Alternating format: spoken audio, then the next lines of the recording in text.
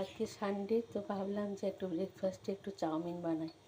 এমনিতেও একটু সর্দি সর্দি করছে, তো আমি এখানে জলটা বসিয়েছি, এটাতে একটুখানি নুন দিয়ে দিলাম আর একটু সাদা তেল দিয়ে দিলাম।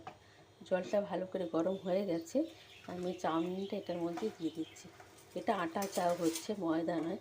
তো একটা ব্যাপার হয়, এটাতে কী হয়, বেশি গলে গেলেও এটা ম্যাশ হয়ে যায় না।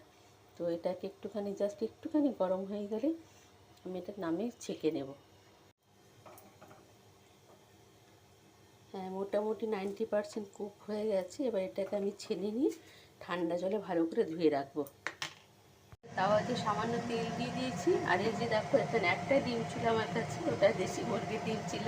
তো আমি একটা পেঁয়াজ, একটুখানি কাঁচা লঙ্কা আর টমেটো দিয়ে নুন দিয়ে ভালো করে মেখে নিয়েছি। এটাকে একটু ডিমের ঝুরি ভাজা করে নেব।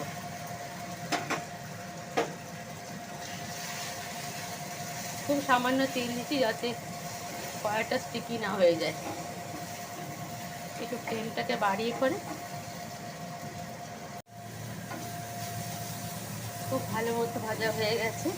তো আমি চাউমিন বানাচ্ছি, তা না হলে এই ডিমের ঝুরি ভাজাটা দিয়ে সুন্দর রুটি, পরোটা সবই খাওয়া যায়। এই যে এখানে আমি চাউমিনটাকে ভালো করে জলে ধুয়ে একটু সাদা তেল মাখিয়ে রেখেছিলাম, খুব ভালো ঝরঝরে হয়েছে। আর সমস্ত সবজি আছে, বিনসগুলোকে দেখো আমি কেটে মাঝেও কেটে নিয়েছি, তাহলে মশলাটা না ভেতরে ঢুকবে, কাঁচা কাঁচা ব্যাপারটা থাকবে না। গাজর আছে, ক্যাপসিকাম আছে, রসুন আছে, আর এখানে কাঁচা পেঁয়াজ আর একটা জুকিনি, মানে চিচিঙ্গা যেটাকে বলি আমরা। আর এখানে ডিমের যে ঝুড়িটা ভেজেছিলাম ওটা আলাদা করা আছে। তো সবার আগে কড়াই তেল দিয়ে দিয়েছি। তেল দেওয়ার পরে আমি এখানে রসুনটা দিয়ে দিলাম। সব কিছু শর্টে হবে, মানে বেশি ফ্রাই হবে না।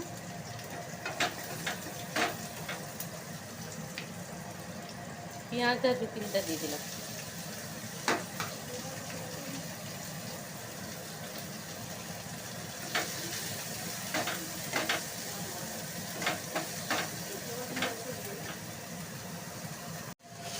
সবজিগুলো মোটামুটি একটুখানি হালকা ফ্রাই হয়ে গেছে। এই যেটাতে মশলাটা যেটা ছিল, সসটা পুরো মেলানো, টমেটো সস, ভিনিগার, একটুখানি মধু, দুটো, তারপরে গোলমরিচের গুঁড়ো, ধনে পাতা, নুন সব মিলিয়ে, আর একটুখানি ভিনিগার, 1/2 চামচ ভিনিগার, এগুলো যে মেলানো আছে। তো আমি এটা একটু ভালো করে হাই ফ্লেমে একটু সটে করে চাউমিনটা দিয়ে মিলিয়ে দেবো।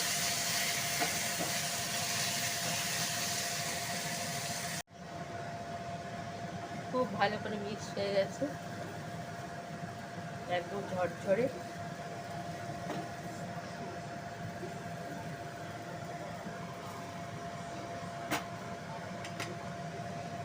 আর ওপরে যে ডিমের ঝুরি ভাজাটা ছিল ওটা দিয়ে দিচ্ছি। ওটা দিয়ে একটু ভালো করে মিক্স করে 5 মিনিটের মতো, 2 সেকেন্ডের মতো এটাকে একটু কভার করে দেবো, যাতে ব্যাপারটা পুরো মজে যায়।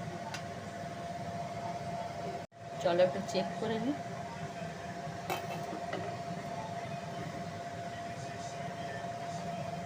ঝরঝরে দানেদার চাউমিন খেতে কেমন হবে জানি না, ওটা টেস্ট করে পরে বলতে পারবো তোমাদেরকে।